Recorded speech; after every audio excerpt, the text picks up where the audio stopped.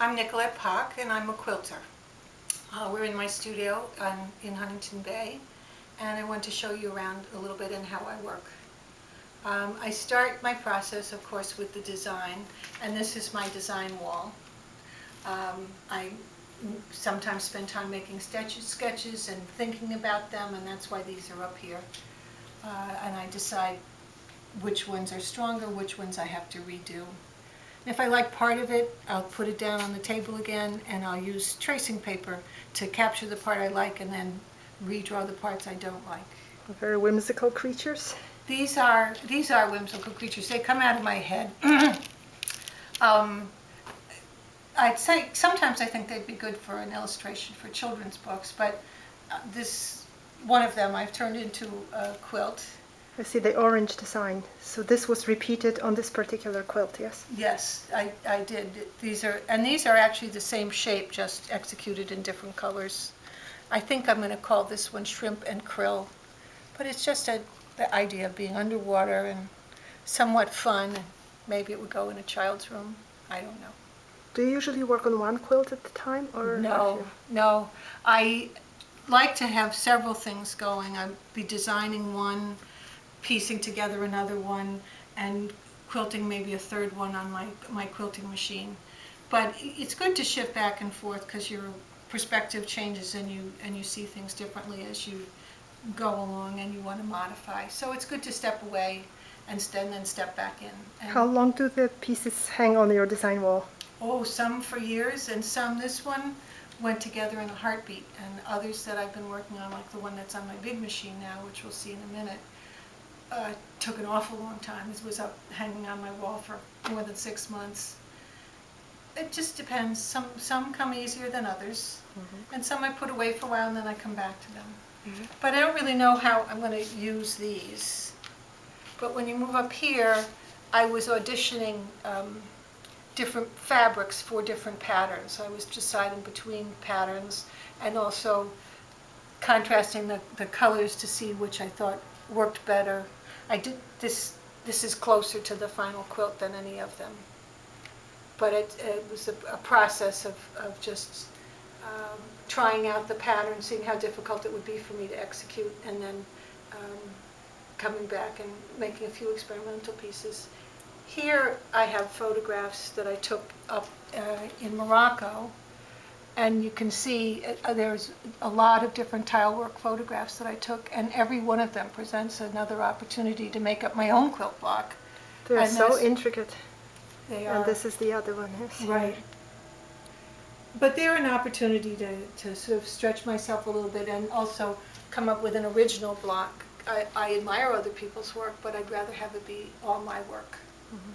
Where do you cut your pieces? Where do I cut them? I cut them over here on my cutting table. It's actually an old farm table up on bent posts to make it rise up high enough so I can sit on it. And I bring the pieces over here, and I use a rotary cutter to cut them out. I have a shaped ruler, I have straight rulers, I have different rulers for different purposes. But you cut it so that it's a 1/4 of an inch larger than you're going to expect it to end up, because of course you have to sew the pieces together. And you just go around it carefully so as not to cut yourself. And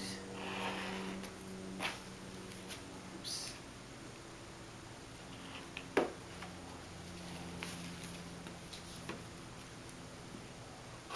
There you go. And then you have your piece. Voila. And you sew it next to the next to the next. Yes. You have a back of one piece here with pieces sewn together. Right. This is one of the ones from the Ray. This is Dupioni silk, and it's really not strong enough for quilting. So what I do with that is I back it with iron-on interfacing, and that stabilizes it, makes it so it doesn't stretch so much when I'm sewing it together. And I do that with the fabrics that aren't strong. With the cottons, the batiks, I don't have to do that. And I get my fabrics from anywhere and everywhere that I go. I was lucky enough to take a trip to Africa, and I picked up fabric in Western Africa and in Ghana. And this is a piece that I used on the back of a quilt that's finished now. It actually won a first prize. And it has backing, no?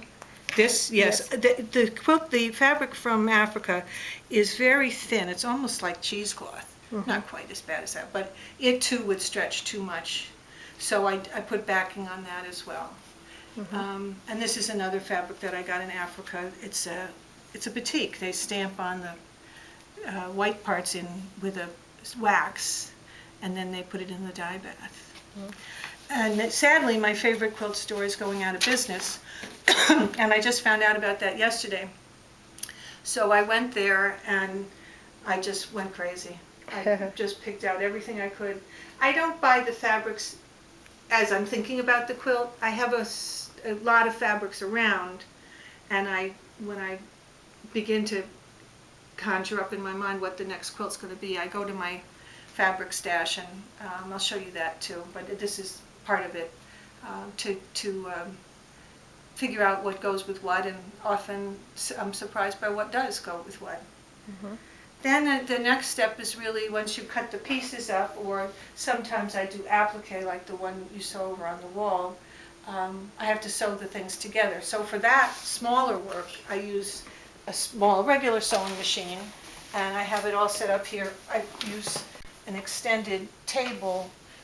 If you don't, the fabric pulls against you as you're working, and it can really make it harder to get things through and to be steady in what you're doing. But this one, I'm just sewing down these little pieces. I actually back them first with what they call a fusible thing. It's almost like glue. It's paper on paper. You iron the fabric onto that gluey paper, and then when you're ready to put it on your fabric, you pull off the paper, iron it down. So I've done that, but they don't tend to stay stable just like that. So I've been zigzagging little zigzag stitches all the way around each one on the edges to hold the edges down. It's even trickier when you're using this gold lame stuff because it splits up very easily, and you have to really be careful to do it carefully and get the edges just right. Yeah, just right, so that they don't fray. I end up with pieces of, you can tell what I've been working on because it walks around with me the rest of the day. It gets all over me. And then once I've done that and I've completed the whole top, of course, every inch of the way using my trusty iron, because if you don't iron, everything gets off base. I take the quilt back to the table, and I lay it out with the bottom, the batting, and the fluffy stuff in the middle, and the top. I base them together because I want it to stay stable. And once that's all together, I bring it over here to my big quilt machine. And this is where I do the stitching that goes through all three layers. I have this board here because I'm marking it for my stitching. And I use a little chalk roller and a ruler, and I mark it like this. This quilt is having very linear, tight quilting on it. Others of my quilts have very free moving quilting. That's the real advantage of this machine. And anyway, so I have to mark it, and then I have to hold it. Then I bring this, whoops, I get rid of this.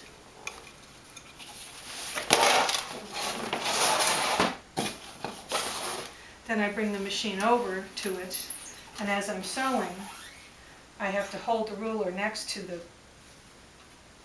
where the needle goes down to keep it in line. So I go very carefully here, and then I'm going to turn up this way, and I go very carefully this way. So all of it is hand-guided? All of it is hand-guided, but if I'm doing more curves and free motion, I can just run this thing like a pencil across the quilt and come up with a really nice flowing design. So I use this in different ways, but this has been really the final step in taking myself seriously as a quilter. It's really enabled me to